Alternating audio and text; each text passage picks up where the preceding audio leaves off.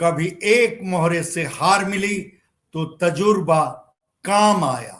शतरंज की बिसात पर अब दूसरा दांव लगाया। दरअसल मुझे यह पंक्तियां याद आई हैं सुभाषपा सुप्रीमो ओम प्रकाश राजभर को लेकर। यूपी की राजनीति में जब भी शतरंज की चालों की बात होती है तो एक नाम खुद ब खुद जहन में उभरता है, ओम प्रकाश राजभर। नमस्कार, मैं राजकमल। आप देख रहे हैं आजकल समाचार। जो नेता हार को भी रणनीति में बदल दे, जो बेटों की सियासत को भी राजनीति की प्रयोगशाला बना दे और जो बलिया से लेकर गाजीपुर समेत पूरे पूर्वांचल का समीकरण बिगाड़ने बनाने का दम भरता हो, वह ओम प्रकाश राजभर के सिवाय और कौन हो सकता है। जी हां, वही सुभाषपा सुप्रीमो और जोगी सरकार के कैबिनेट मंत्री ओम प्रकाश राजभर। वह 2017 से बराबर एक सपना देख रहे हैं, अपने परिवार से भी किसी को विधानसभा या संसद तक पहुंचाने का सपना। मगर 2017 बलिया की बांसडीह सीट हार, 2022 वाराणसी की शिवपुर सीट हार, 2024 घोसी लोकसभा सीट फिर हार।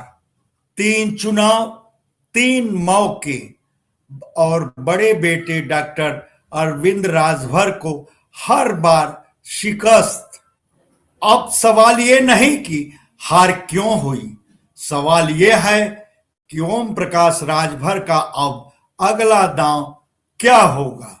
राजनीतिक गलियारों में चर्चा तेज है कि 2027 के विधानसभा चुनाव में ओम प्रकाश राजभर बड़े बेटे पर तो नहीं मालूम, मगर छोटे बेटे अरुण राजभर पर दांव जरूर लगाएंगे।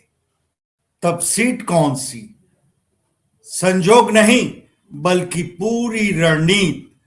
सोशल मीडिया पर आप भी गौर किए होंगे, महाराजा सुहेलदेव जयंती, गणतंत्र दिवस, स्थानीय सामाजिक कार्यक्रम, हर बार अरुण राजभर आजमगढ़ के अतरौलिया विधानसभा क्षेत्र में मौजूद। सुहेलदेव जयंती पर तो घोड़े पर सवार होकर शोभा यात्रा, मतलब पूरा राजनीतिक शक्ति प्रदर्शन। मतलब संदेश साफ, यही कि सीट देख ली गई है, अब बस टिकट बाकी है। सवाल यह कि अतरौलिया ही क्यों? तो वहां के असली गणित को समझें। यादव वोटर करीब 68,000, राजभर वोटर 18 से 20,000।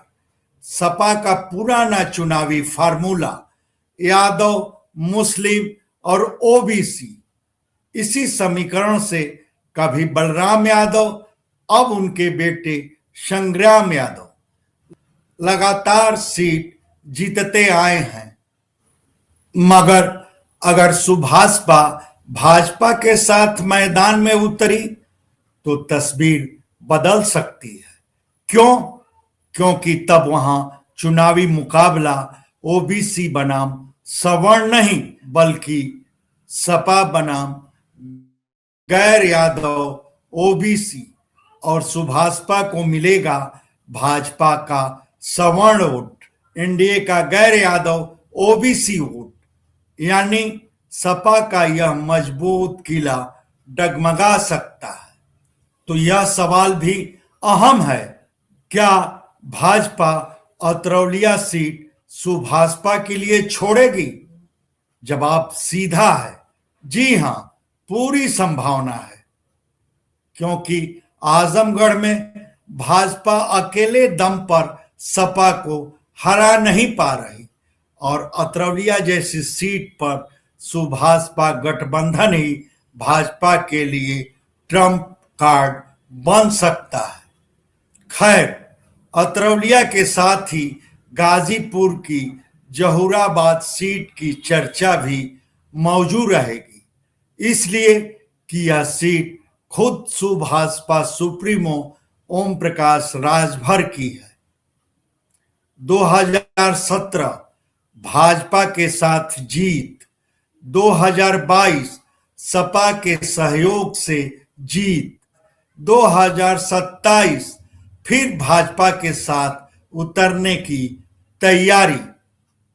मगर हाल फिलहाल लगता है सपा इस बार जहूराबाद सीट ओम प्रकाश राजभर के लिए सहज नहीं रहने देगी, इसलिए कि सपा के झंडे डंडे के साथ जहूराबाद के मैदान में दिख रहे हैं पूर्व विधायक उमाशंकर कुशवाहा।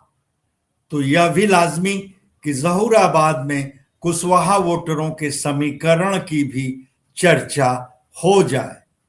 कुशवाहा वोटर 20 से 25 हजार अब तक झुकाव भाजपा की ओर, मगर सपा, यादव, मुस्लिम, कुशवाहा तीनों को जोड़ने में कामयाब रही तो ओम प्रकाश राजभर के सामने अब तक की सबसे बड़ी चुनौती खड़ी हो सकती है।